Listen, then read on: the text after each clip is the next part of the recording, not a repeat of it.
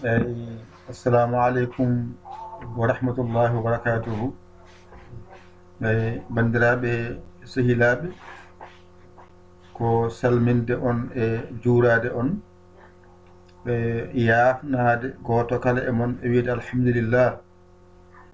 Oɗo ko musidɗo mon guiɗo mon saabu Allah, Yaya Ly Kaolack, Sénégal, ko arde kadi siftinde en ñalawma janngo aset inchallahu taala. Eɗen ganni kadi fuɗɗade heblo ngo mbinoɗen ngo, wonande ñaaguinoɓe yo mballe ha mbatta yiide bindol. ɓe winoɓe jiyata bindiɓe to banggue pular, e winoɓe jiyata bindiɓe to banggue limto qur'ana arab, yoɓe keblo ñalawma janngo inchallahu taala. Hawra ko 13 lewru joyeɓuru hitande ujunnaje 2 e 27 hawrata inchallahu taala woni janngo o. Eɗen ganni fuɗɗade ɗum so Allah jaaɓi an jiɗɗo jeeyede heno, bisimilla ma mbatta ko 00 221 77 906 14 81, mbaɗa Yaya, mbaɗa Ly, jiya WhatsApp o, gara kala indema e yettodema, kabra ka jiɗɗo nadde on saaha nanneɗa. So jangde nde fuɗɗima tawa ɓallinino kayrne ma e bik ma, so ene winde aɗa wanjito, aɗa janga, aɗa faama e sifa newiɗo daɓɓo jawɗo. Ko jangde codol jinmi waɗande on so Allah jaaɓi. Kalde pinɗon keɓon alluwal mon ene winda hen banggue waɗe alkulal qur'ana, comgal arab, alkulal pular, jaron noon yettodo lawol gotol.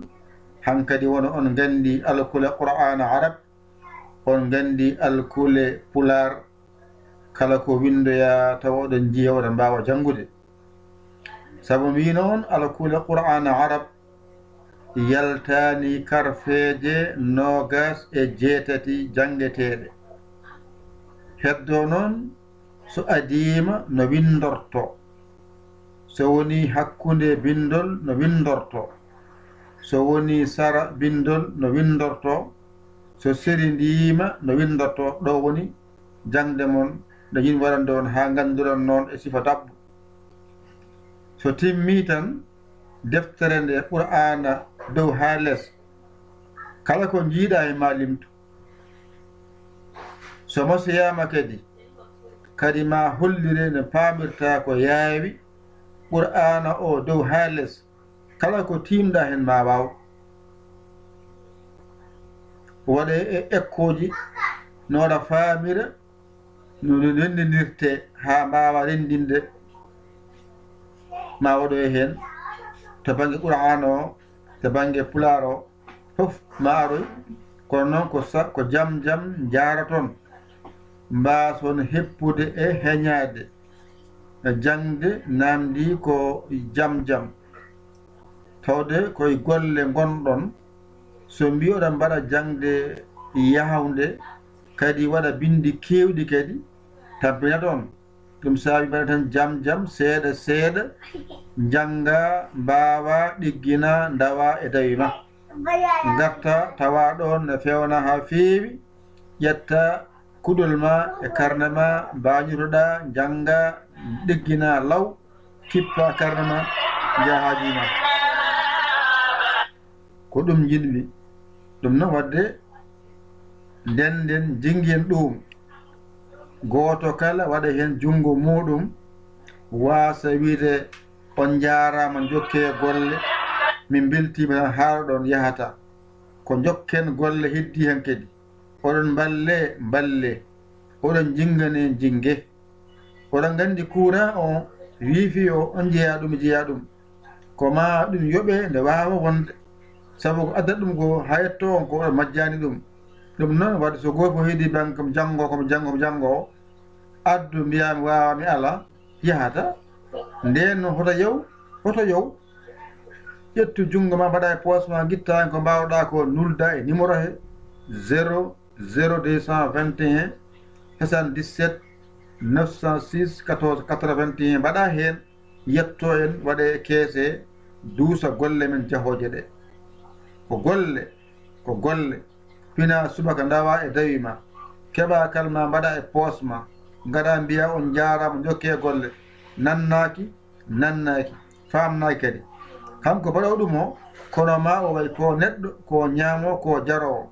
ko joom haajuji no mani o accanima haajuji no on walluma anne dara ballama o wawɗon wonde walluma ɗum woni gongo wadde kala jiɗɗo ɗum ƴettu jungo ma mbaɗa poche ma guitta ko mbawɗa ko mbaɗa Orange Money walla Wave walla Western Union walla Monagara walla Ria yetto en waɗe keese duusa golle ɗe so en gari noon on sa mbiyam jokke golle jokka koso goto wi on jarama de beltima de jogo tan ala jokkata golle e gonga haale wadde bisimilla meɗen ñalawma janggo aadi meɗen eɗen puɗɗo golle meɗen ballen golle ɗe noɗe jaariɗe yeeso ɗe mbasa lajje kaɓorɗe ne sohla sen dañi nulden portable jawaka kala ko ene waɗa ɗum ha ɗum yaara yeeso tan mbaɗe hen